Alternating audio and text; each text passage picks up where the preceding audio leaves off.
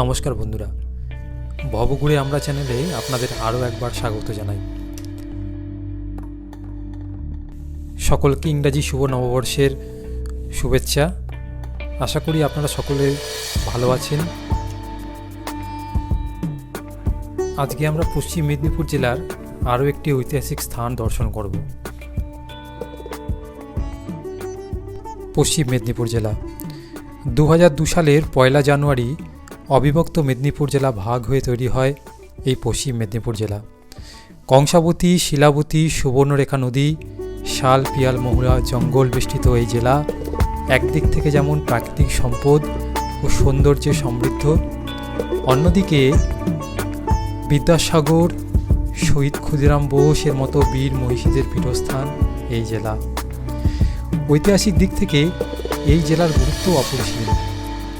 বহু প্রাচীন স্থাপত্য, মন্দির এই অঞ্চলে ছড়িয়ে ছিটিয়ে আছে। আজ আমরা এমন একটি ঐতিহাসিক স্থান দর্শন করব। চলুন ঘুরে আসি।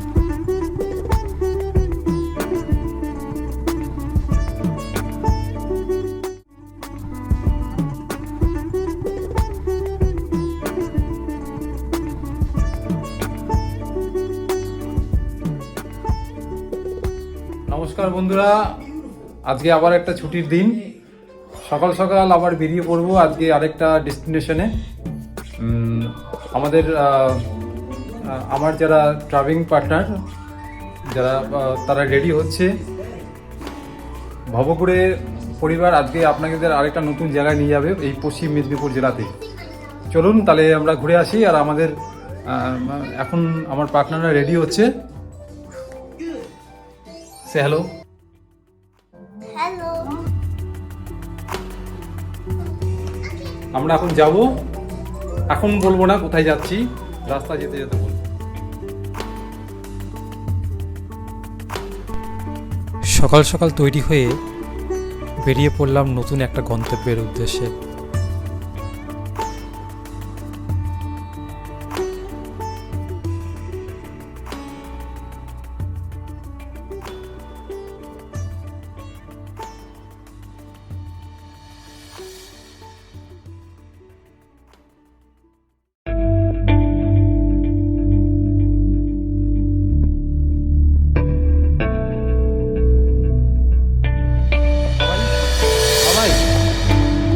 বাবাই,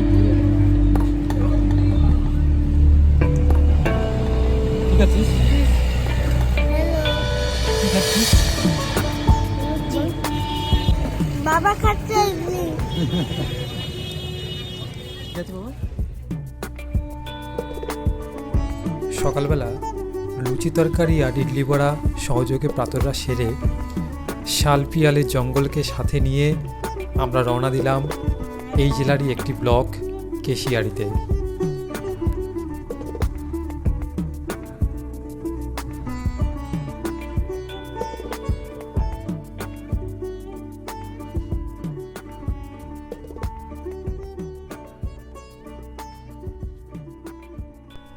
ঘন কুয়াশায় দুপাশ আচ্ছন্ন।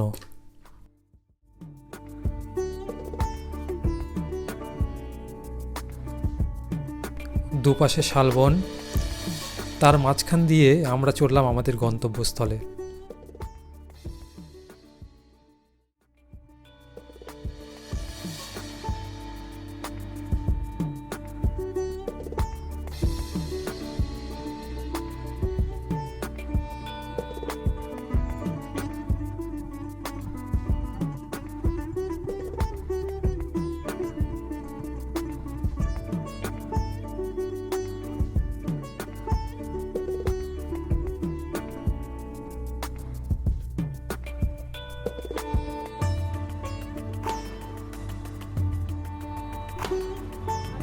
আমরা এখন এসে পৌঁছালাম কেশিয়াড়ি।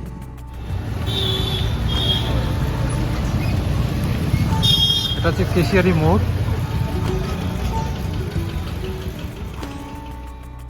আজকে সকাল থেকে এই আকাশের বুকটা ভার, প্রচুর কুয়াশা। আর কিরকম ঠান্ডা বাবাই? বিশাল বিশাল ঠান্ডা না? হ্যাঁ, ওর মধ্যে আমরা বেরিয়ে পড়েছি। এখন আমরা আছি কেশিয়ারির থেকে 2-3 কিলোমিটার ভেতরে একটা বাস স্টপ, কুকাই বাস স্টপ। এখান থেকে আমরা যাব একটা ঐতিহাসিক স্থানে, এই পশ্চিম মেদিনীপুর জেলার আরেকটি ঐতিহাসিক স্থানে। চলুন ঘুরে আসি। এই কুকাইয়ের বাস স্টপ থেকে ডান দিকের রাস্তা ধরে আমরা চললাম গগনেশ্বরের উদ্দেশ্যে। এই গগনেশ্বরে রয়েছে প্রায় 500 থেকে 550 বছর পুরনো একটি দুর্গ, কুড়ুমবেড়া দুর্গ বা কুড়ুমবেড়া ফোর্ট। আমরা এখন সেখানেই যাচ্ছি।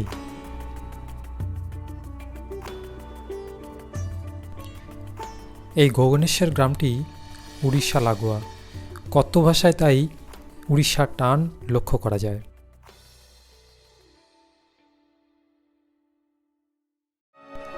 আমরা এসে পৌঁছালাম গগনেশ্বর কুড়ুমবেড়া ফোর্ট।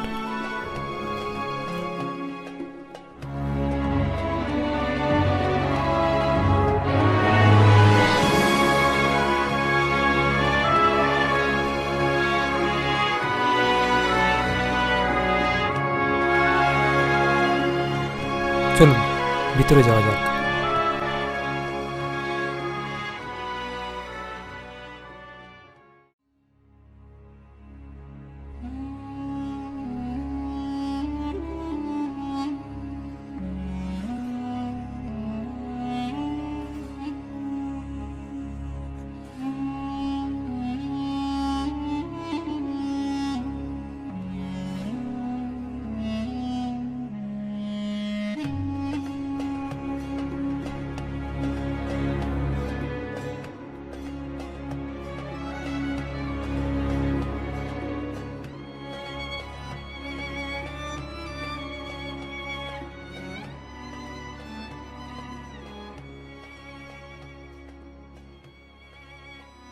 ফাইনালি বন্ধুরা আমরা এসে পৌঁছালাম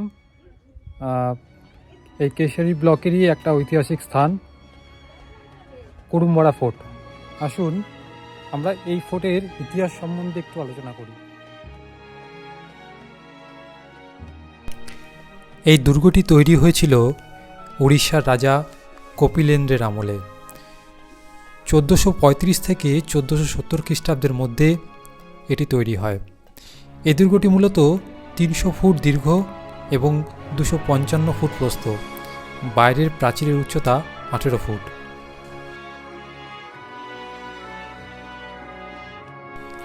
দ্বাদশ-ত্রয়োদশ শতাব্দীতে উড়িষ্যার রাজারা মেদিনীপুরের বেশিরভাগ স্থানেই নিজেদের শাসন কায়েম করেছিল, আর তাই এই শাসনকে কায়েম রাখতেই এই সুবিশাল দুর্গটি তৈরি হয়েছিল।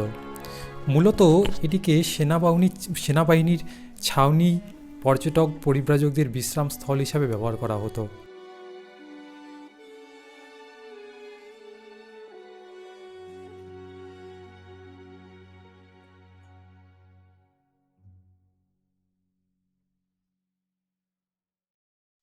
কথিত আছে পাঠান ও মুঘলদের যুদ্ধে কখনো এটি পাঠানদের, আবার কখনো মুঘলদের অধীনে এই দুর্গটি চলে যায়, যার ফলে এর ভিতরে অনেক কিছু আজ ধ্বংসপ্রাপ্ত।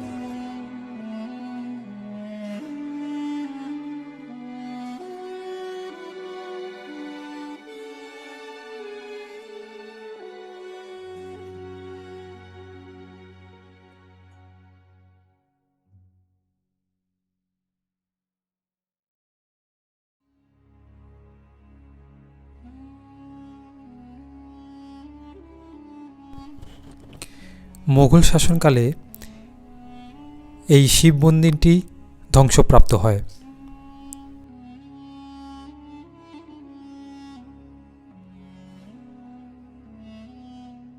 এবং পরবর্তী সময়ে এই মোগল আমলেই এই 3টি গম্বুজ বিশিষ্ট মসজিদটি তৈরি হয়,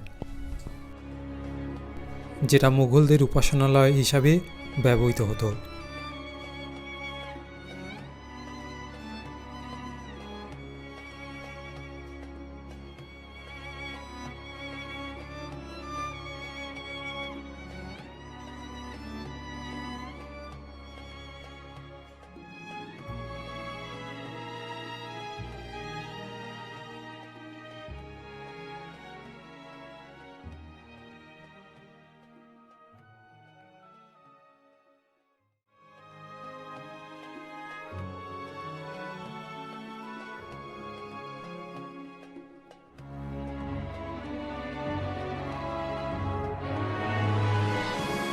সাধারণ কাজ, পুরোটাই মাকড়া পাথরের তৈরি। এটা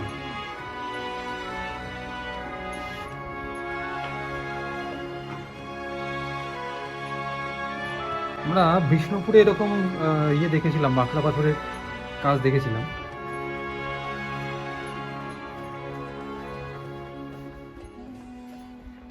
পাঁচশো বছরের আর্কিটেকচার, তুমি বলো এখনো সেইভাবে দাঁড়িয়ে আছে।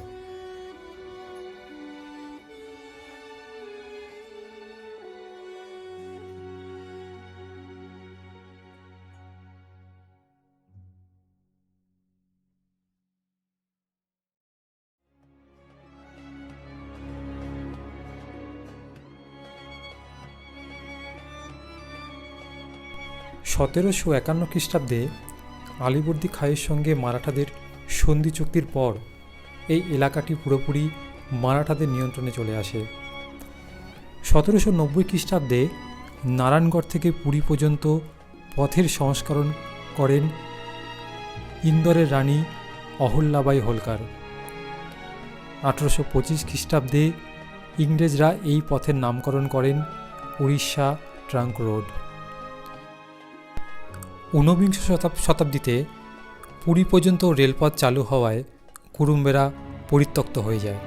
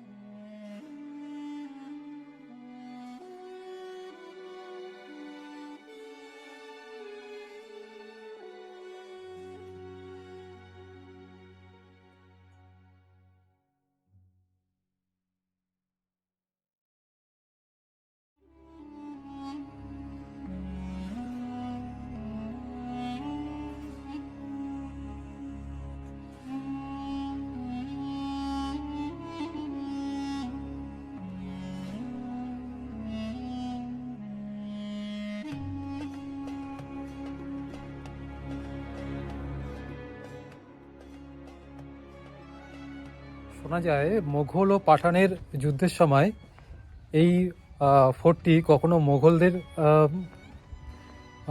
কবজায় এবং কখনো পাঠানদের অধীনস্থ হয়। তবে যাই হোক, এই পাঠান এবং মোগলদের শুধু না, পরবর্তীকালে মারাঠা সৈন্যদের কবজাতেও এই ফোর্টটি এসেছিল এবং তার ধ্বংস, এর ফলে যে এই ফোর্টটি যে ধ্বংসপ্রাপ্ত হয়েছিল সেটারও নিদর্শন এখানে রয়েছে।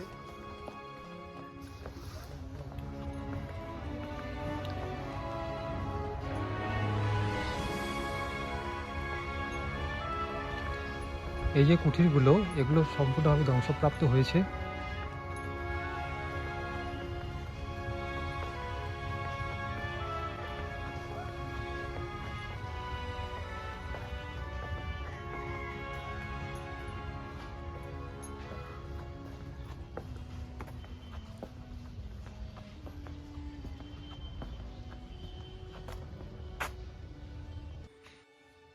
আগের শিলালিপি থেকে জানা যায় এই যে মসজিদটি দেখতে পাচ্ছেন আপনারা, এই মসজিদটি তৈরি হয়েছিল 1691 খ্রিস্টাব্দে মোগল সম্রাট ঔরঙ্গজেবের আমলে।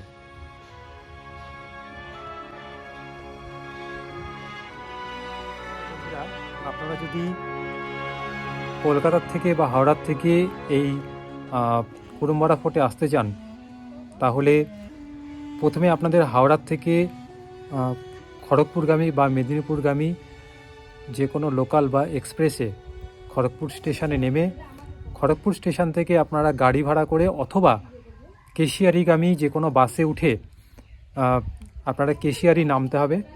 কেশিয়ারি নেমে কেশিয়ারি মোড় থেকে বেলদাগামী যে রাস্তাটা চলে যাচ্ছে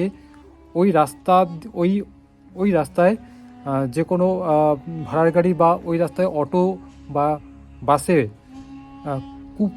কুকাই নামক একটা বাস স্টপেজ পড়বে। ওখান থেকে কেশিয়ারির থেকে 3 কিলোমিটার অ্যাপ্রক্স।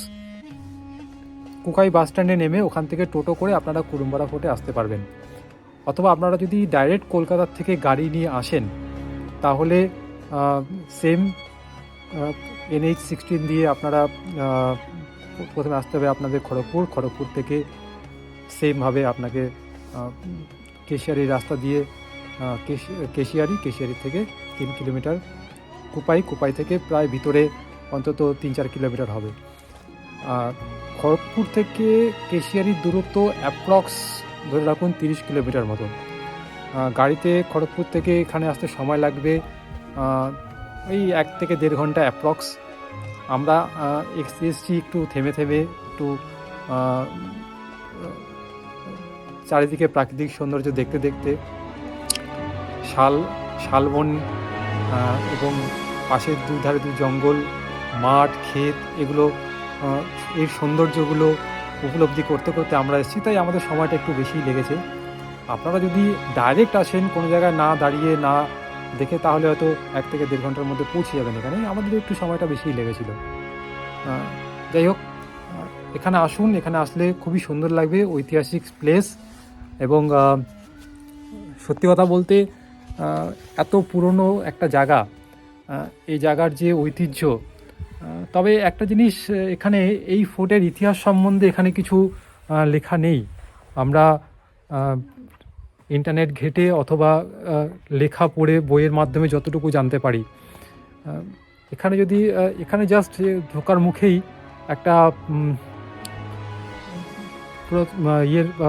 একটা বোর্ড লাগানো আছে, কিন্তু সেই বোর্ডে এই ফোর্টের ইতিহাস সম্বন্ধে কিছুই লেখা নেই।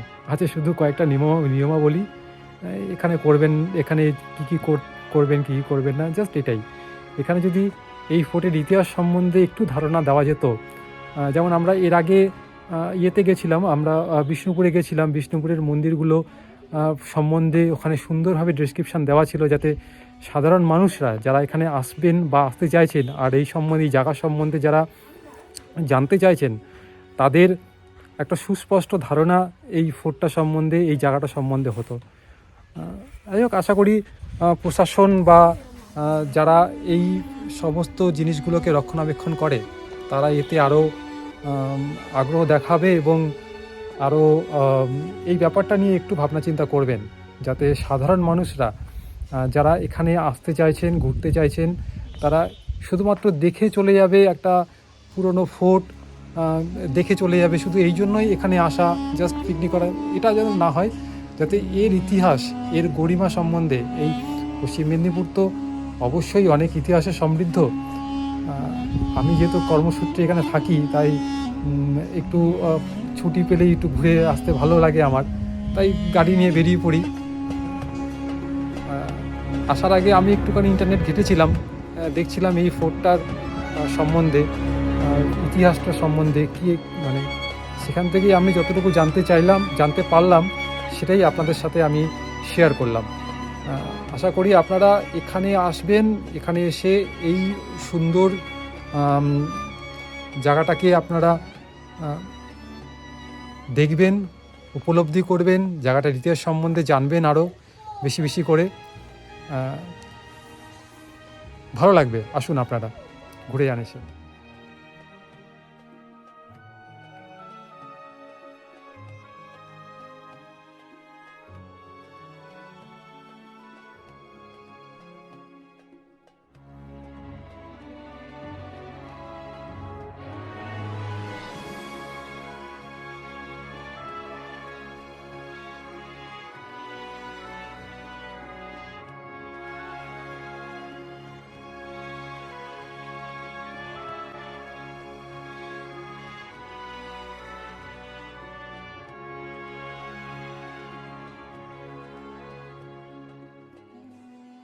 আপনাদের কাছে আমাদের অনুরোধ, যদি আপনাদের এই ভিডিওটা ভালো লাগে, যদি এই ভিডিওটা থেকে ইনফরমেশন কিছু পেয়ে থাকেন, তাহলে আমরা এইটুকুই অনুরোধ করব আপনাদের কাছে, আমাদের এই ভবঘুরে চ্যানেলটাকে, ভবঘুরে আমরা চ্যানেলটাকে সাবস্ক্রাইব করবেন এবং পাশের যে বেল বাটনটা আছে ওটাকে প্রেস করে দেবেন। আমাদের আরও ভালো ভালো ভিডিওস আমাদের আরও আসবে, এরকম ট্রাভেল এক্সপিরিয়েন্স নিয়ে আমাদের ছোট ছোট ঘোরার যে জায়গাগুলোকে সেগুলোকে ডিসকভার করে আপনাদের সামনে নিয়ে আসতে আমরা আরও উৎসাহিত হব। তাই আপনাদের কাছে অনুরোধ, আমাদের এই চ্যানেলটিকে সাবস্ক্রাইব করে অবশ্যই লাইক এবং কমেন্টে অবশ্যই জানাবেন যে কেমন লাগলো। যদি খারাপ হয় সেটাও জানাবেন, যদি ভালো হয় সেটাও জানাবেন। এটা আপনাদের কাছে আমাদের অনুরোধ। ধন্যবাদ। এরপরে আমরা আরেকটি জায়গায় যাব, সেটাও এই কেশিয়ারি অঞ্চলেরই একটা দারুণ জায়গা বলতে একটা মন্দির, সর্বমঙ্গলার মন্দির। সেটাও খুব জাগ্রত, এখানকার মানুষরা বলেন খুব জাগ্রত নাকি, সেই জায়গাটা আমরা যাব। ওই মন্দিরটা উড়িষ্যা শৈলীর মন্দির এবং ওখান থেকে যাব আমরা। এখানে একটা ছোটদের বাচ্চাদের একটা পার্ক হয়েছে, বিনোদন পার্ক, সেই পার্কেও আমরা যাব, কারণ আমার সঙ্গে আমার ছোট মেয়ে রয়েছে, মেয়েটা বায়না করছে ওই পার্কে যাবে। একবার লকডাউনের সময় আমরা এসেছিলাম, ওই পার্কটা তখন বন্ধ ছিল। তো আজকে যখন কেশিয়ারিতে এসছি, এই জায়গাটা যখন ডিসকভার করলাম আমরা, এই জায়গাটা যখন ঘুরলাম আমরা, ইতিহাস সম্বন্ধে যখন জানলাম, তখন ফেরার পথে আমরা ওই পার্কে হয়ে তারপরে আমরা আবার খড়গপুরের উদ্দেশ্যে রওনা দেবো। তা আপনাদের কাছে এটা আমাদের বলার আছে, যদি আপনারা এখানে আসেন তাহলে অবশ্যই এই দুটো জায়গা অবশ্যই ঘুরে নেবেন, অথবা এখান থেকে যদি আপনারা আরেকটা ডেস্টিনেশন আছে, সেটা আজকে আমাদের কভার করা হবে না। সেটা হচ্ছে এই রাস্তা দিয়ে সোজা চলে যাবেন বেলদা থেকে একটু গেলেই দাঁতন, যেটা উড়িষ্যার লাগোয়া একটা গ্রাম। ওই গ্রামে, ওই দাঁতনে আপনাদের সবথেকে পুরনো বৌদ্ধ বিহার মুঘলবাড়ি সেটাও রয়েছে। সেটাও আমাদের আজকে কভার করার ইচ্ছা ছিল, কিন্তু আজকে হবে।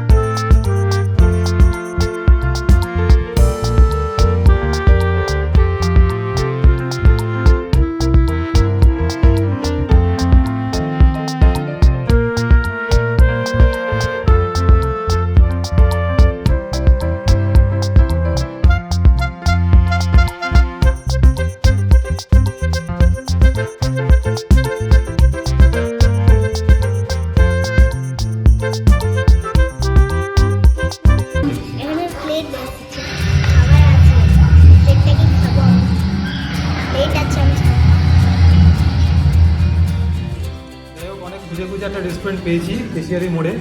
এখানে একটাই সমস্যা, রেস্টুরেন্ট একটু খুঁজতে হবে এই সময় আসলে। রেস্টুরেন্টটা খুবই ভালো রেস্টুরেন্ট, কারণ আপনার ছোটোখাটোর মধ্যে ভালোই রেস্টুরেন্টটা, সাজানো গাছানো বেশ। রেস্টুরেন্টের নাম হচ্ছে ফুড টাউন। আপনারা যদি এখানে আসেন তো এখানে আসতে পারেন। খাবার দাবারের কোয়ালিটি কীরকম হবে একটু এই রিভিউটা একটু পরে দিচ্ছি, কারণ এখনও পর্যন্ত আমাদের কাছে খাবার এসে পৌঁছায়নি, জাস্ট অর্ডার করলাম। খাবারটা আসুক, তারপরে আমাদের খাবার এখানকার খাবারের কোয়ালিটি কী আছে সেটা আপনাদের রিভিউতে বলে দেবো। এই দাদা খাবার নিয়ে চলে এসছে। দাদার নাম কি দাদা? সৌরভ সাউ। সৌরভ সাউ, ফুড টাউনের তো? হ্যাঁ, ফুড টাউনের। এটা লোকেশন একটু বলে দাও আমার ইউটিউবে যারা ভিউয়ার্স আছে। Keshiary bus stand, Keshiary bus stand, Kulbani রাস্তা যাওয়ার আচ্ছা টার্নিং না? আচ্ছা, আমরা অর্ডার করেছি মিক্সড ফ্রাইড রাইস আর হচ্ছে চিকেন দো পেঁয়াজা। খেয়ে নিই, টেস্ট করে তারপরে বলবো দাদা রিভিউ দেবো। আর হাক্কা নুডলস আছে, হাক্কা নুডলসটা পরে আসছে, ওটাও টেস্ট করবো। না, খাবার কোয়ালিটি মোটেও খারাপ না, যথেষ্ট ভালো, যথেষ্ট ভালো কোয়ালিটি। চিকেন ফ্রাইড রাইসটা ভালোই হয়েছে। ওদের ইয়ে দিয়েছে কি চিংড়ি মাছ আছে না, ওটা প্রনাউন্স করেছে। হ্যাঁ না, চিংড়িগুলো তুমি খাও। কোনটা চিংড়ি? তোমার কাছেও আছে। মোটামুটি ঠিকই আছে ভালো না বাবাই? কিরকম?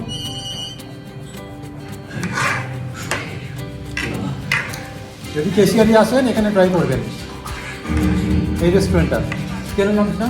Food food town. Food town না?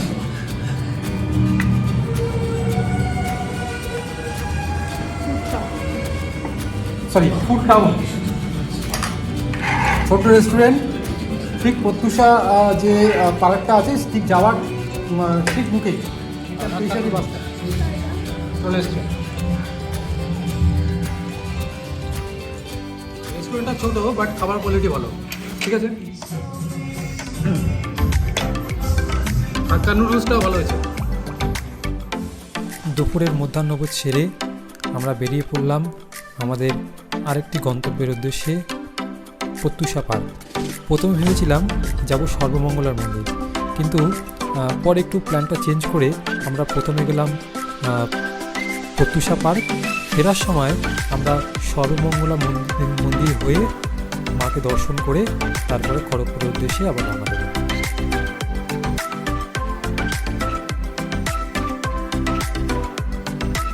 আমরা চলে আসলাম প্রত্যুষা পার্ক। গত বছর মানে 2022 জানুয়ারিতে আমরা এই পার্কে এসেছিলাম, কিন্তু সে সময় কোভিডের জন্য এই পার্কটি বন্ধ ছিল। ঠিক এক বছর পর মানে 2023 জানুয়ারিতে আবার আমরা এই পার্কে, চলুন ঘুরে আসি।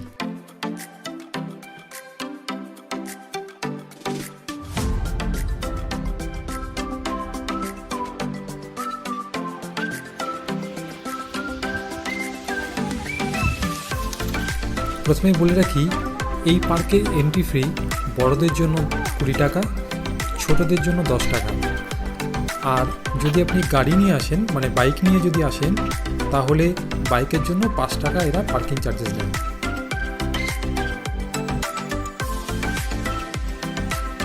বাচ্চাদের বিনোদনের জন্য পার্কের ভিতরে ব্যবস্থাটা ভালোই।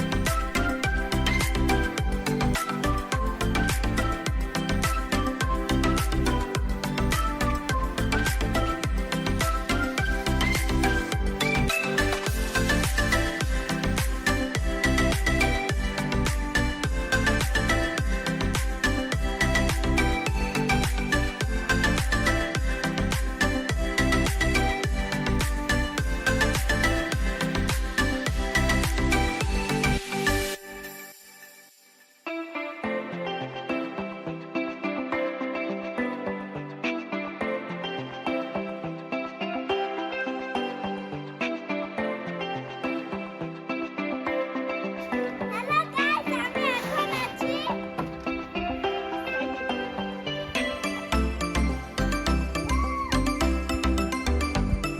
না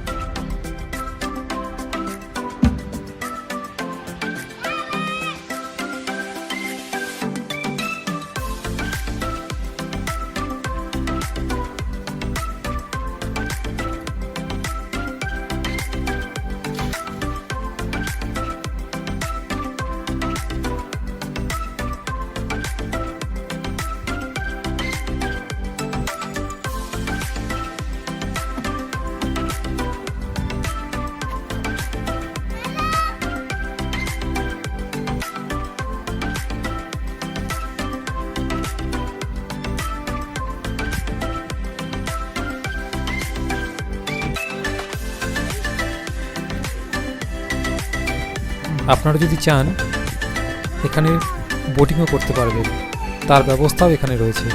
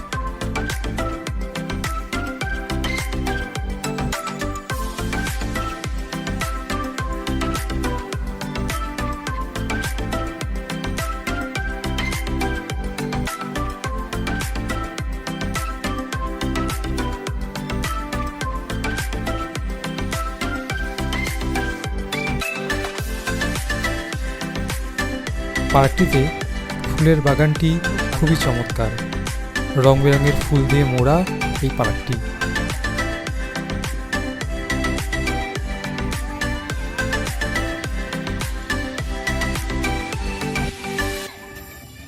সবার কাঁধের থেকে ব্যাগ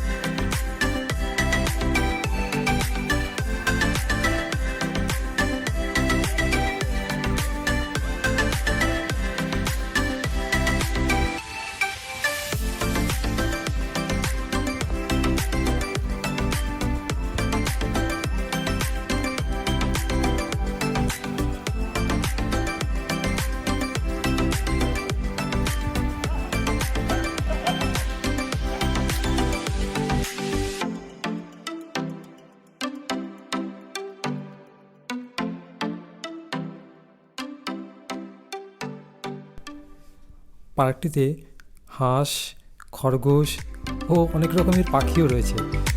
যদি আপনারা বাচ্চা নিয়ে এখানে আসেন তবে তাদের খুব ভালো লাগবে।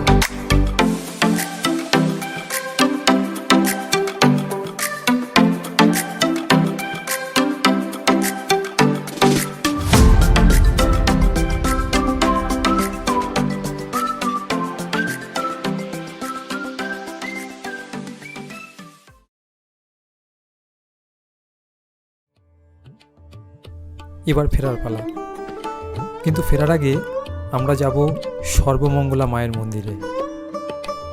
সপ্তদশ শতকের গোড়ায় প্রতিষ্ঠিত হয় এই সর্বমঙ্গলা মন্দিরটি।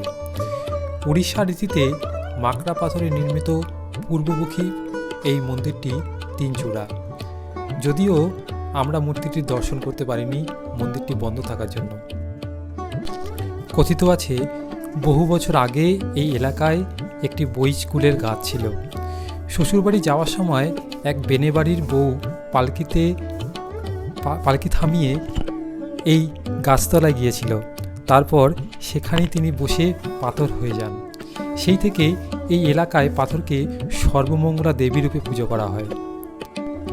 যোগেশচন্দ্র বসুর লেখা থেকে আমরা জানতে পারি মহারাজ মানসিংহের রাজত্বকালে 1610 খ্রিস্টাব্দে এই মন্দিরটি তৈরি হয়।